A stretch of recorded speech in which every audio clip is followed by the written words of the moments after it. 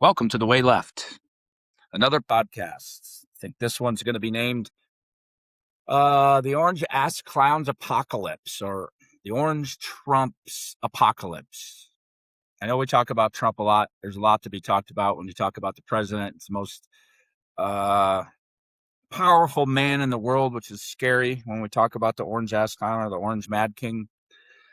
As you may or may not know, this last weekend, there was going to be an attempt on his life or anybody in his cabinet's life at the White House Correspondents' Dinner.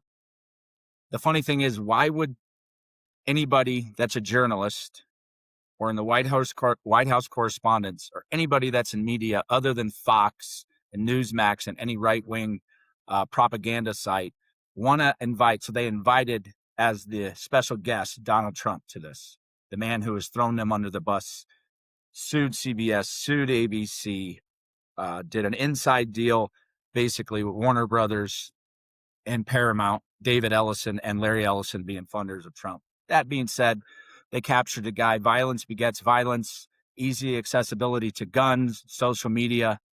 That's a whole years of podcasts with Jonathan Haidt and lots of psychologists talking about how we get to this point. I do not accept violence. I do not endorse assassinations. It wasn't even close. Ironic thing is he brought up the Epstein ballroom right away, saying we need the Epstein ballroom so that we can put in the secure things in place so these things don't happen. Well, first of all, this wasn't a White House event. It was called the White House Correspondents' Dinner, but it wasn't hosted at the White House. It's never been hosted at the White House. And maybe he thinks it should be hosted at the White House, but then he would get to invite what he wants, which then, affects how we have free media and freedom of speech, which is being impacted by this. I'm probably going to have a part 1, part 2, and part 3 to this because I have a lot to talk about, a lot of things that are going on beyond a crazy guy taking a gun to an insecure hotel and basically writing in his manifesto he couldn't believe how unprotected it was. That is for low-hanging fruit for Joe Rogan to talk about conspiracy theories. I'm not going to talk about conspiracy theories. The Trump's cabinet and Trump's group aren't smart enough to put together a false flag. A false flag is something that, like an assassination attempt, that's not really to increase power or increase approvability. I do want to talk about approvability right away. So we have a lot of approval ratings and what Trump has done. And this isn't the end-all be-all when it comes to approval ratings. The president doesn't control everything, even though Donald Trump thinks he controls everything. Perfect example is he invades Iran, oil prices spike, and he says we're energy independent. But we're not independent of the global market. So we provide our own oil. We can get our own oil, even though we do some stuff with Canada and Venezuela and the Middle East. We're not energy independent when it comes to price. So it doesn't affect everything. Obviously, him invading Iran affected that. Doesn't control everything as he thinks. So approval ratings can be sometimes neither here nor there. But let's look at what his approval ratings are. Recent national surveys show Donald Trump's approval ratings have hit their lowest levels in his 2 terms, lower than the first term, with net approval in the range of -16 to -19. So I'm going to go through some of the polls just so we see these. CNBC, 40% approve, 58% disapprove. Real Clear Politics, 40% approve, 57% disapprove. The Economist, 37% approve, 56% disapprove. Vote Hub, 39% approve, 59% disapprove. Party and voter breakdowns. MAGA Republicans. Now, I'll remind you that even if they found in the Epstein files that Donald Trump raped and what girls, women, pedophiles, if he, killed 10 people on Fifth Avenue like he said he could, MAGA would still support him. MAGA's a cult. So that's all that there is to be said about that. Anybody who wants to argue with me that MAGA is not a cult, send me an email. I'll have a fucking debate with you right on cue. Non-MAGA Republicans, 60% approval, down 19%. So his base is his base is his base. He can be a rapist. He can be a guy that's gone bankrupt on stakes, on Trump University, on casinos, doing quid pro quo with Qatar, doing shady crypto deals. Doesn't matter. MAGA's going to back him, but non-MAGA Republicans are leaving him. Obviously, surge in gas prices, Iran war, tariffs, young middle-aged men who are a big voting base for him. He's down there too. So that's where we'll start. His approval ratings suck. There's justifications for that. So that's why we're going to talk about this, because there's a lot going on that maybe gets hidden behind the scenes. When we're talking about approvals or ratings, let's look at how Americans feel about climate change.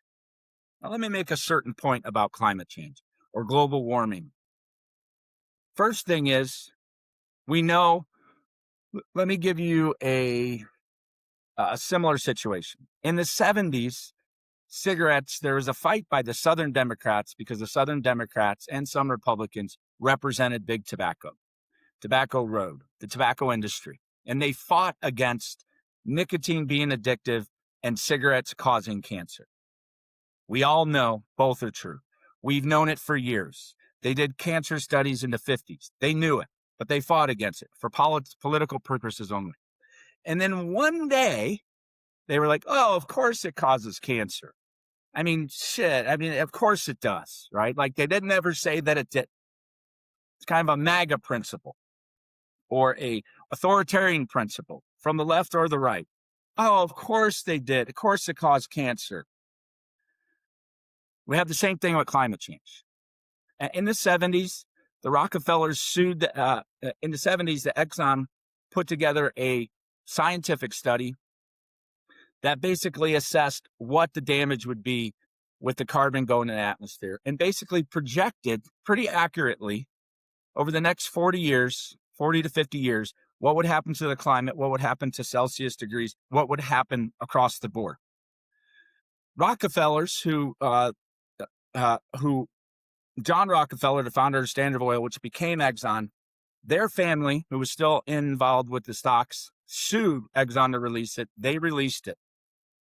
Then Exxon now, of course, they back climate skeptics. So my point there is the people that say there's no such thing as climate change, like the head of our EPA, Zeldin, or the head of our Department of Energy. I can't even remember his name. He's an idiot. He's an oil lobbyist. I'll talk about him. They're all like, climate change doesn't exist. All these things are wrong. They find their climate skeptic and they put it out there. It's a Joe Rogan conspiracy gone rogue. Science doesn't work. We don't believe scientists. We believe oil and gas. Like Donald Trump believes Putin when he said Putin doesn't interfere in America's affairs. But one day they're all going to go, oh, well, of course there's climate change. I mean, geez, look at the glaciers. Climate change is real. And it affects people, especially younger people. Americans' view of environment hits new low. This is from The Hill, and this is mid-April. A new Gallup survey found that a record low 35% of American respondents rated the quality of their country's environment positively. The firm's annual environmental poll released Tuesday that found that 43% of respondents rated the environment as fair, while 2 in 10 rated as poor. Just 35%. That number seems to correlate probably with MAGA. Rated the environment as excellent or good. Remember, MAGA fully supports. His approval rate is 39%. So let's say MAGA is 30 to 35%. Of course, they don't believe in climate change. Of course they don't, because Donald Trump told us the truth. Climate change is a hoax. It's a Chinese hoax. China doesn't have any wind turbines or solar panels, and actually they have the most, and they create the most. And we'll talk about energy independence. A decline. So from that 35% is a decline of 8 points from last year. And I'll give you reasons for that. And 4 points compared to the previous low of 39%, dating back to 2001, 2009, and 2022. Lowest it's ever been in terms of how we're measuring it. So that's how people feel about the climate and the environment that they're in. Isn't that nice? We don't feel good about our world in terms of what's happening. We don't feel good about the air we breathe, the water we drink. And why is that? This is a MAGA principle. This is an oil and gas principle. Let's go back to the energy independence. If we truly were energy independent, then when we do stupid shit like the Iran war, we could do what? We could lessen our exposure to oil and gas. Now, we've lessened it since the 70s. The use is basically the same, the amount that we use, because we have actually engaged in alternative energies, besides the fact that there are people, especially on the right, fighting against it, saying climate change is a hoax, climate change isn't real. It's not necessary to worry about it now. We've reduced that. But if we were truly energy independent, yes, oil prices would go up, but it wouldn't affect the population as much because we would do more with wind turbines. We would do more with solar, more than we're even doing. That if we had funded it like we funded oil and gas, as I talked about in my podcast about taxes, where would we be? Every house would have a solar panel in areas that should get solar panels. Colorado's a perfect example, lots of sunshine. Maybe you don't put solar panels in Seattle. Maybe you put more wind turbines, or you put in hydro, or you put in geothermal. So not everybody gets a solar panel, but a lot could. They can even build photovoltaic into roofing instead of doing solar panels.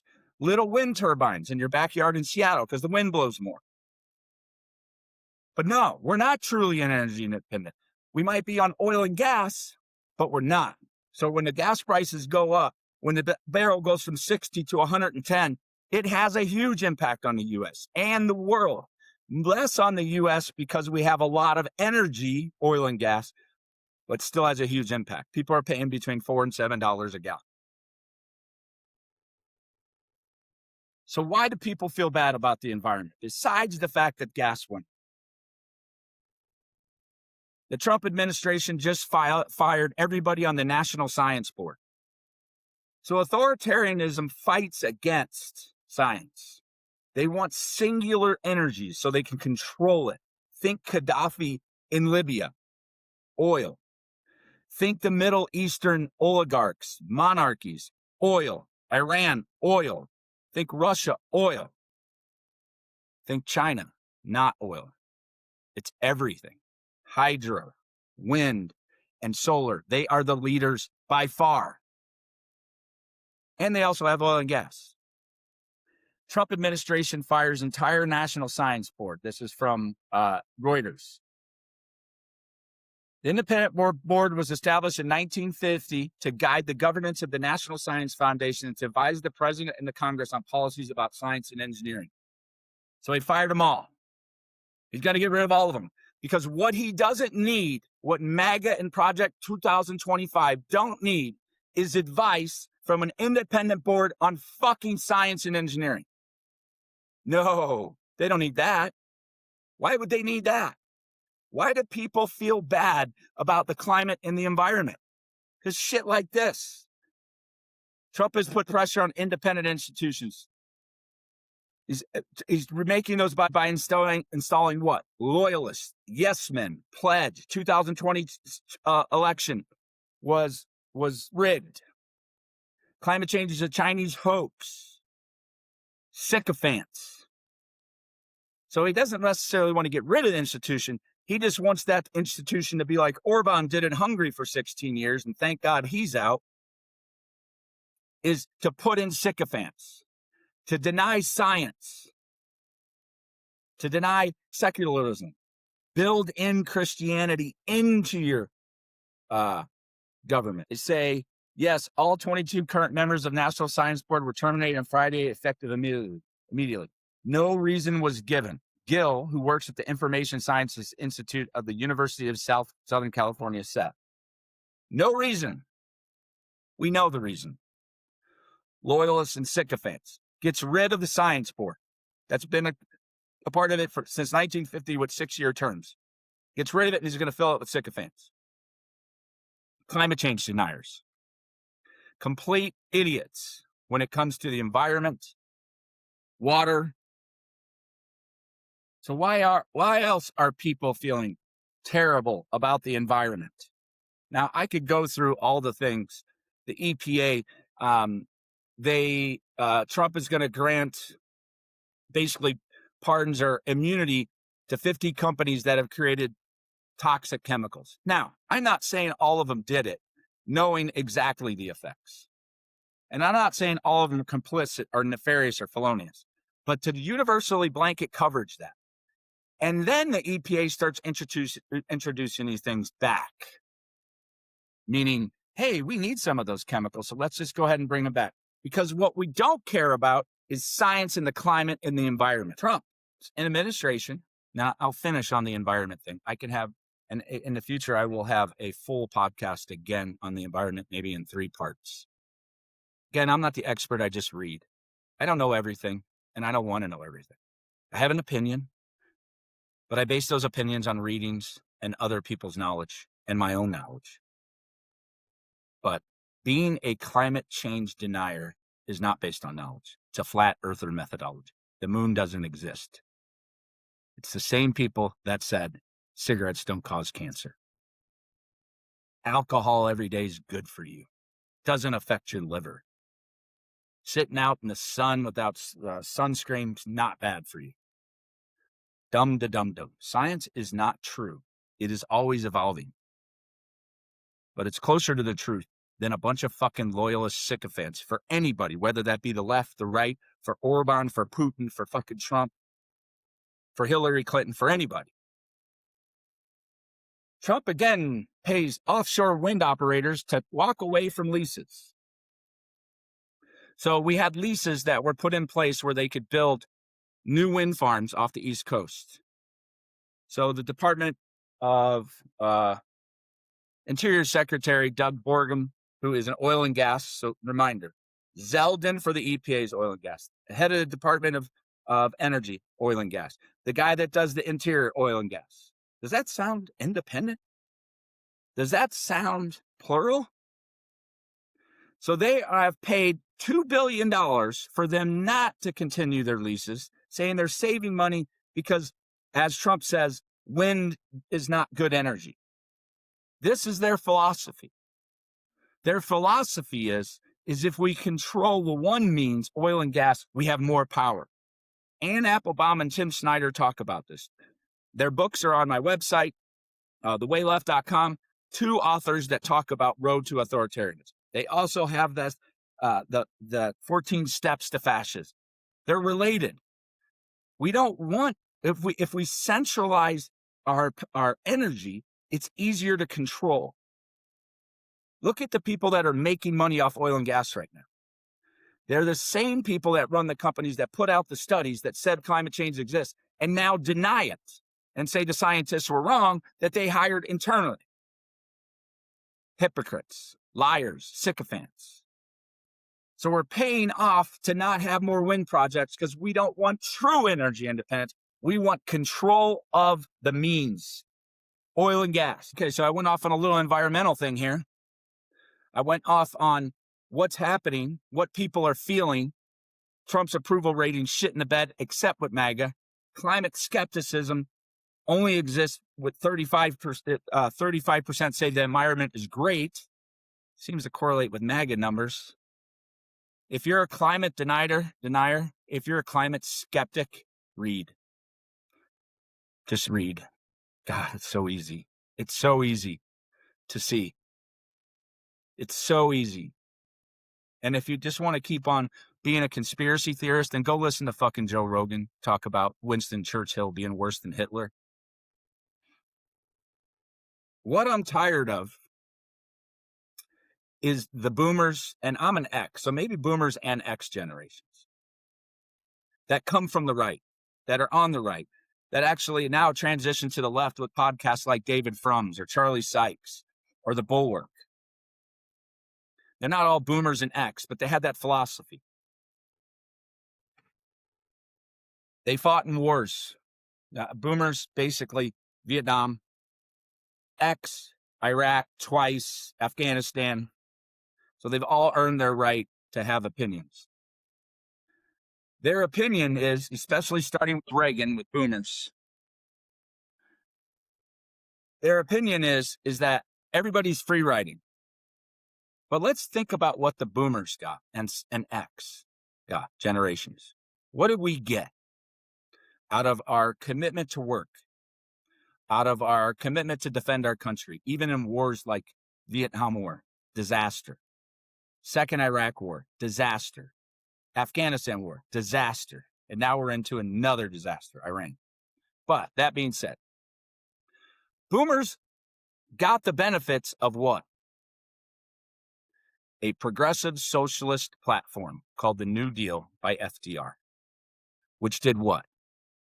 Created healthcare, Medicare, Social Security, created the GI Bill out of that in the years after. Kept corporate tax rates higher. And that'll be on another pod. Again, this is part 1 of 2 or 3 or 4. Took care of the people. Civil rights in the 60s. Voting rights improving. All these things. And then suddenly, as the boomers started to age and the Generation X started to come up, all of a sudden, with Reagan and on, hey, everybody's a freeloader. We don't want any more Pell Grants like I got. The GI Bill, let's kind of defund VA. The VA benefits are too much. Let's do what Trump says is I'd rather have an alive soldier than a dead soldier. Let's not honor our soldiers. Let's not honor our people and keep Medicare and Social Security funded. Let's go into fucking debt and fund the rich and the CEOs. Because we know what that trend line looks like since Reagan. The middle class wages have gotten stagnant. Everything else has gone up. CEO pay has gone up. And guess what else has gone up? Debt. And we keep blaming the bottom for this. But the boomers got the benefits of the bottom. They came back, they got jobs. We industrialized manufacturing. We gave support. And now what we've done is the opposite. So X can't really be pissed. We can still be critical of things. Boomers can't be pissed about anything. They got it all. But they want to take it all away. They want to deny climate change. Not all boomers. This whole conservative methodology, the neoliberal New World Order, where we're just going to fucking go anarcho-capitalist road and give away to corporations and give away essentially to the top 1%. And then blame Medicare and Medicaid and Social Security and take away Pell Grants. That's not just a MAGA principle. That's been an American principle. That's been a UK principle. Thatcher and Reagan destroyed the middle class, destroyed unions. And in the meantime, our wealth inequality is crazy, gone crazy. So when I get to part 2, I'm going to talk about the war. I'm going to talk about the Gini coefficient, which is about how people feel about wealth inequality. I'm going to talk about some of their cabinet members. I'm going to talk about where we're at, the generational setback. So tune in. This is The Way Left. Go to YouTube, at The Way Left, BV, my initials, Brian Vitello. The Way Left on Spotify and thewayleft.com.